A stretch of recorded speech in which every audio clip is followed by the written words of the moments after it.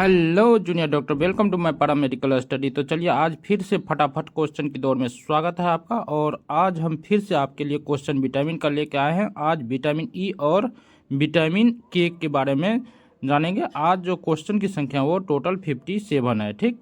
तो आज इन सभी क्वेश्चन को देखेंगे। तो चलिए आज का पहला क्वेश्चन जो है विटामिन ई से लिया गया है, ठीक। तो विटामिन ई में पहला क्वेश्चन लिखा है, विटामिन ई की खोज किस वैज्ञानिक ने की थी?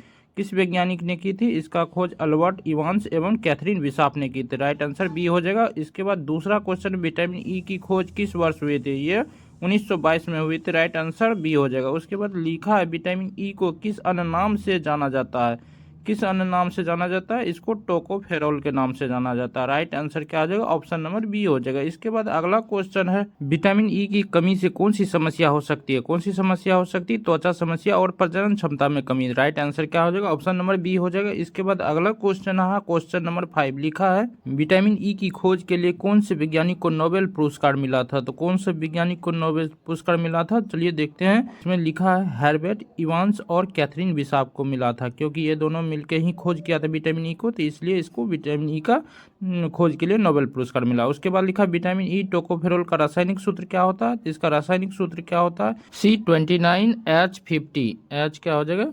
50H50O2। राइट आंसर क्या आ जाएगा? ऑप्शन नंबर बी में आपको दिख रहा होगा। यहाँ देखिए ऑप्शन नंबर किस में दिख रहा है? बी में दिख रहा है, ठीक। उसके बाद अगला क्वेश्चन 7 लिखा है, विटामिन ई किस प्रकार का विटामिन है? किस प्रकार का विटामिन है? वसा घुलनशील विटामिन है, फैट सोल्यूबल विटामिन होता है ई। तो राइट आंसर क्या हो जाएगा? ऑप्शन नंबर ए बिल्कुल सही हो जाएगा। इसके बाद अगला क्वेश्चन पर चलते हैं। अगला क्वेश्चन 8 लिखा है, विटामिन ई मुख्य रूप से किस प्रकार के खाद्य पदार्थ में पाया जाता है? किस प्रकार के खाद्य पदार्थ में पाया जाता है? ये हरी पत्तेदार सब्जी और नट्स में पाया जाता है। तो राइट आंसर क्या हो जाएगा? ऑप्शन नंबर ए बिल्कुल सही हो जाएगा। उसके बाद अगला क्वेश्चन है, क्वेश्चन नंबर 9 लिखा है, विटामिन ई का सबसे अच्छा प्राकृतिक स्रोत कौन सा है? सबसे अच्छा प्राकृतिक स्रोत कौन सा है? तो इसका सबसे अच्छा प्राकृतिक स्रोत हो जाएगा सूरजमुखी के बीज और बादाम। राइट आंसर क्या हो जाएगा? ऑप्शन नंबर ए हो जाएगा। उसके बाद अगला क्वेश्चन है, क्वेश्चन नंबर 10 लिखा है, शरीर में विटामिन ई का मुख्य कार्य क्या है? तो शरीर में विटामिन ई का मुख्य कार्य क्या है? एंटीऑक्सीडेंट के रूप में कार्य करना। राइट आंसर क्या हो जाएगा? ऑप्शन नंबर ए एंटीऑक्सीडेंट के रूप में कार्य करना। उसके बाद विटामिन ई को शरीर में किस रूप में संग्रहित किया जाता है? किस रूप में संग्रहित किया जाता है? वसीय ऊतक के रूप में संग्रहित किया जाता है। राइट आंसर क्या हो जाएगा?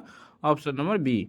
उसके बाद अगला क्वेश्चन है, विटामिन ई की अत्यधिक खपत से किस दवा की क्रिया पर प्रभाव पड़ सकता है? तो विटामिन ई का अधिक जब हम उपयोग करेंगे, अधिक लेंगे, तो क्या होगा? एंटीकोगुलेंट दवा पे जो है प्रभाव पड़ जाएगा। जो रक्त को पतला करने वाली दवा होता है वो रक्त पतला नहीं, अब गाढ़ा होने लगेगा, ठीक। तो इस पर इफेक्ट पड़ने लगेगा। तो ऑप्शन नंबर यहाँ पे बी सही हो जाएगा, ठीक। उसके बाद लिखा है, विटामिन ई शरीर में किसे नुकसान से बचाता है? किसे नुकसान से बचाता है? डीएनए को, प्रोटीन को, कोशिका को, सभी को नुकसान से बचाता है। तो इसका राइट आंसर क्या आ जाएगा? ऑप्शन नंबर डी उपरोक्त सभी। उसके बाद लिखा है, विटामिन ई की पूरक सप्लीमेंट्री मात्रा किस परिस्थिति में दी जाती है? किस परिस्थिति में इसकी सप्लीमेंट्री मात्रा दी जाती है? तो चलिए ऑप्शन देखते हैं। यहाँ लिखा है, गर्भावस्था में दिया जाता है। उसके बाद त्वचा संबंधित विकार में दिया जाता है। उम्र दराज लोगों में, कमजोरी में दिया जाता है। तो उपरोक्त सभी में दिया जाता है। राइट आंसर उपरोक्त सभी हो जाएगा। उसके बाद लिखा है, कौन सा खनिज विटामिन ई के साथ मिलाकर त्वचा की रक्षा करता है? कौन सा खनिज विटामिन ई के साथ मिलाकर त्वचा की रक्षा करता है? जिंक। राइट आंसर क्या हो जाएगा? ऑप्शन नंबर बी हो जाएगा, जिंक। उसके बाद अगला क्वेश्चन, क्वेश्चन नंबर 16 में लिखा है, विटामिन ई की दैनिक आवश्यकता वयस्कों में कितनी होती है? लगभग कितनी होती है? ये 15 मिलीग्राम पर डे होती है वयस्कों में, ठीक। तो right answer option number D हो जाएगा। इसके बाद क्वेश्चन नंबर 17 लिखा है, विटामिन ई के कौन से टोकोफेरोल रूप प्राकृतिक रूप में मिलते हैं? तो कौन से टोकोफेरोल रूप प्राकृतिक रूप में मिलते हैं? अल्फा, बीटा, गामा और डेल्टा, ये रूप जो है विटामिन ई के टोकोफेरोल रूप, ये प्राकृतिक रूप में मिलते हैं। तो राइट आंसर क्या हो जाएगा? ऑप्शन नंबर ए हो जाएगा। उसके बाद अगला क्वेश्चन है, क्वेश्चन नंबर 18 लिखा है, विटामिन ई शरीर में किन अंगों के स्वास्थ्य में सहायक है? किन अंगों के स्वास्थ्य में सहायक होता है? ये त्वचा, आंख और प्रजनन अंगों में के स्वास्थ्य में सहायक होता है। तो राइट आंसर ऑप्शन नंबर क्या हो जाएगा? डी हो जाएगा उपरोक्त सभी। उसके बाद अगला जो क्वेश्चन है ये विटामिन के से है, ठीक। तो पहला क्वेश्चन इसमें लिखा है, विटामिन के की खोज किसने की थी? किसने की थी? इसकी खोज की थी हेनरिक डेम ने खोज की थी विटामिन के की। तो राइट आंसर क्या हो जाएगा आपका ऑप्शन नंबर बी हो जाएगा। ठीक, इसके बाद अगला क्वेश्चन जो है 2020 में लिखा है विटामिन के की खोज किस वर्ष हुई थी। तो किस वर्ष हुई थी, ये हुई थी 1929 में। राइट आंसर क्या हो जाएगा ऑप्शन नंबर ए सही हो जाएगा। उसके बाद अगला क्वेश्चन है विटामिन के का रासायनिक नाम क्या है। इसका रासायनिक नाम क्या होता है, फाइलोक्विनोन होता है। क्या होता है, फाइलोक्विनोन।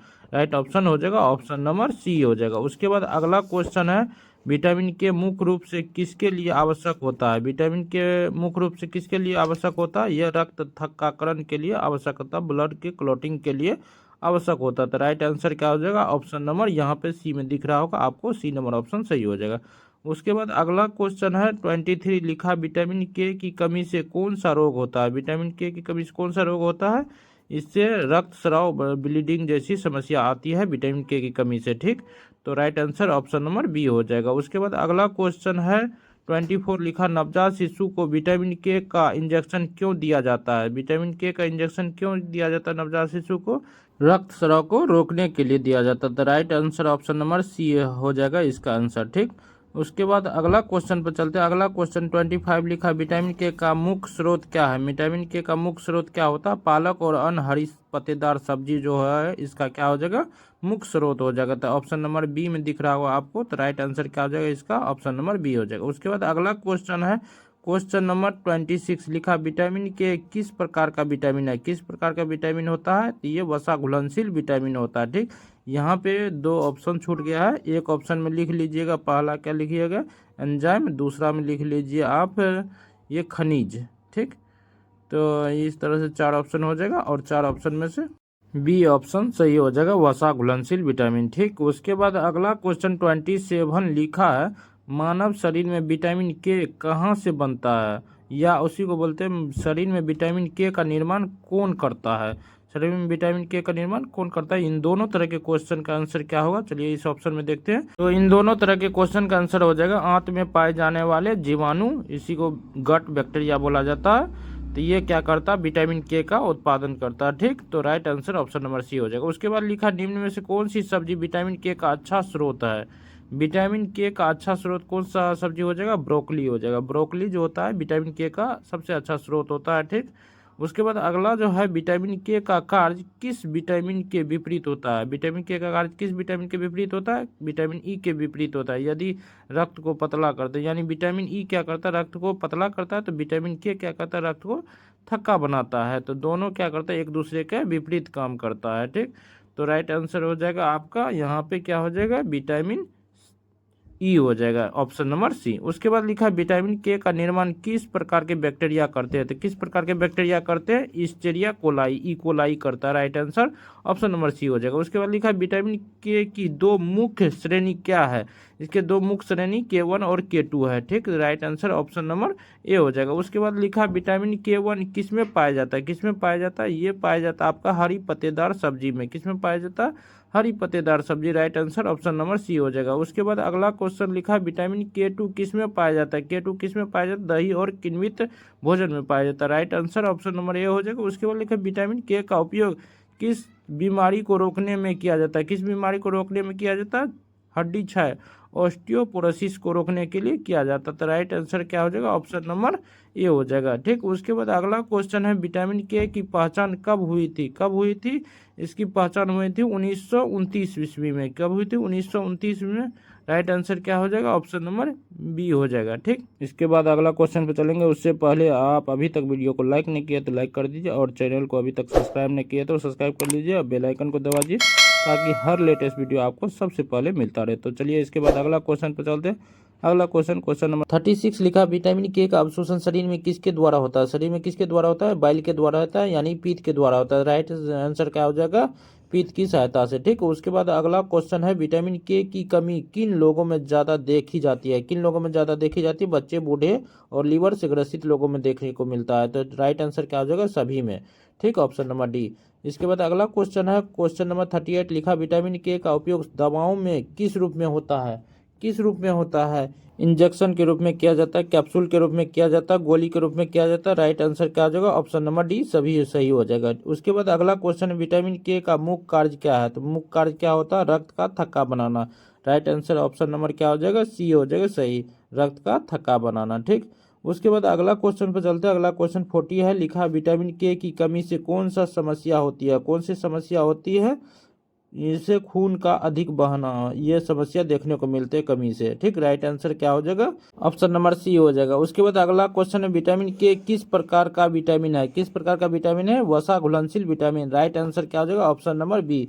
उसके बाद अगला क्वेश्चन है, विटामिन के का रासायनिक नाम क्या होता है, इसका रासायनिक नाम क्या होता है, फाइलोक्विनोन। राइट ऑप्शन क्या हो जाएगा, सी। विटामिन के कौन कौन से प्रकार होते हैं, कौन कौन से प्रकार होते हैं, K1 K2 और K3। तो राइट आंसर यहाँ पे क्या हो जाएगा, ऑप्शन नंबर ए। यहाँ पे K1 और K2 जो हो जाएगा ये क्या हो जाएगा, प्राकृतिक स्रोत से प्राप्त ये होता है, और K3 जो होता है ये आपका सिंथेसिस होता है, यानी कृत्रिम तरह से तैयार किया जाता है मानव द्वारा। ठीक, तो आपके ये तीनों प्रकार आपको क्लियर हो गए। ठीक, इसके बाद अगला क्वेश्चन पर चलते हैं। अगला क्वेश्चन 44 लिखा, विटामिन K1 फाइलोक्विनोन का रासायनिक सूत्र क्या होता है, क्या होता है इसका रासायनिक सूत्र, इसका रासायनिक सूत्र होता है C31H46O2। राइट आंसर क्या हो जाएगा, ऑप्शन नंबर बी हो जाएगा। ठीक, उसके बाद अगला क्वेश्चन है 44, लिखा है विटामिन K2 मेनाक्विनोन का रासायनिक सूत्र क्या होता है, KM4 फॉर्म में।